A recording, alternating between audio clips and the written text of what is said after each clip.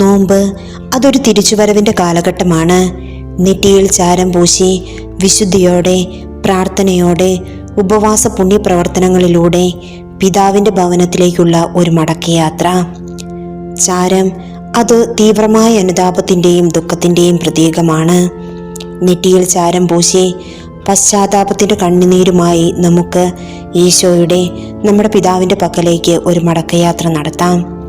ലയോ 14 മാർപ്പാപ്പ തൻ്റെ നോമ്പുകാല സന്ദേശത്തിൽ പരുഷമായ വാക്കുകളിൽ നിന്നും തിടുക്കത്തിലുള്ള വിധിന്യായങ്ങളിൽ നിന്നും വിട്ടുനിൽക്കുവാൻ നമ്മെ ഓർമ്മപ്പെടുത്തുന്നുണ്ട്.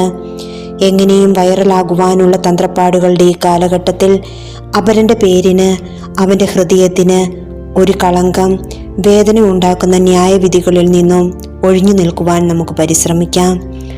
ഗോതമ്പ് മണി നിലത്ത് വീണഴിഞ്ഞ് ഇല്ലാതായി പുതുജീവൻ നൽകുന്നത് പോലെ ഈ തപസ് കാലഘട്ടം എൻ്റെ, നിന്റെ ശൂന്യവൽക്കരണത്തിൻ്റെ ദിനങ്ങളാകട്ടെ.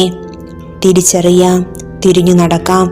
അങ്ങനെ ഉദ്ധാനത്തിൻ്റെ അനുഭവം നമുക്ക് സ്വന്തമാക്കാം. ഈശോ നമ്മെ അനുഗ്രഹിക്കട്ടെ.